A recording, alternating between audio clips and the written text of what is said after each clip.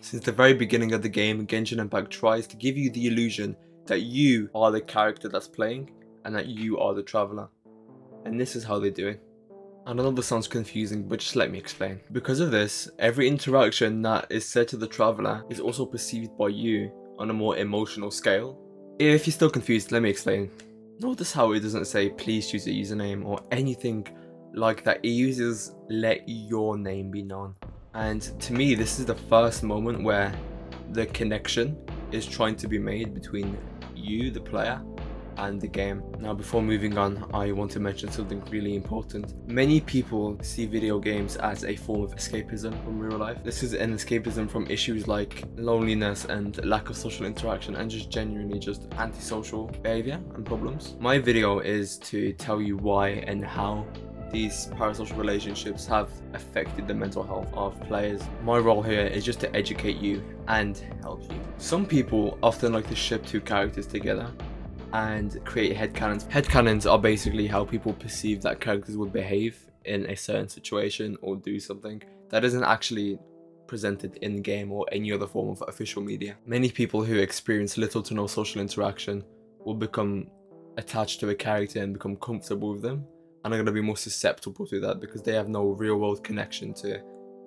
differentiate it with. To an extent, this may not seem too severe, but being heavily emotionally dependent on a fictional character can and will have detrimental effects on anyone's mental health. And these people do exist. They will defend their character or their favorite ship like it's gonna kill them if they don't. It's insane, but moving on. These people will also form romantic connections with these characters and acting and basically deluding themselves into believing that they are romantically together. And activities of these people will include reading fanfiction, watching those ASMR roleplay videos, and commenting on every post about their favorite character, whether good or bad. The side effects of partaking in such relationships is lack of real-world social interaction, inability to socialize in a two-way conflict, feeling like you don't need real people in your life. This is the exact meaning of a parasocial relationship. A person who feels connected emotionally or romantically with an individual who has no knowledge of their existence.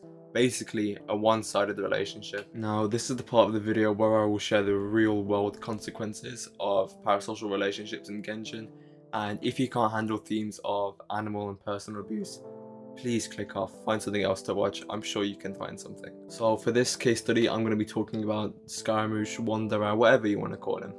Now, in some parts of the Chinese community, Scaramouche is heavily despised and hated by the male player base. Now, if they simply just hated him and it didn't amount to anything outside of the virtual world, this wouldn't have been that bad. But of course, there's always someone willing to do something more and more severe to show their hatred for someone, and in this case a fictional character, in order for some praise or validation. Some really degenerate people hate Scaramouche because they believe that Nahira, a child character, stole her away from them. These haters also engage in fan wars because of the way other characters interact with him. The most predominant fan war is with A-rated Shogun fans, as obviously Scaramouche got, abandoned by her. If you think the degenerate actions of the Scaramouche haters cannot get any worse, think again. Scaramouche fans and even Hoyoverse employees have been getting doxxed and harassed by these groups of people, and it does not stop. In the version 3.3 of Genshin, Scaramouche is depicted as a cat. Some of you call him Scarammeow. So the people who hate him have noticed this and have been using it as an excuse to film themselves harming cats that bear any sort of similarity to Scaramouche as a cat. However, saying that this conflict is one-sided is a lie, because on the other hand, fans of Scaramouche have done things like bullying and sending death threats to people who criticize his kit or lore, and even people who skipped his banner. In my opinion, the things people do for pixels on a screen is beyond disgusting, and a lot of people need professional help. Attachment of hate or love of the scale is nothing but disappointing. If you are suffering from extensive emotional dependence on the character, please seek help and find a real person to connect with.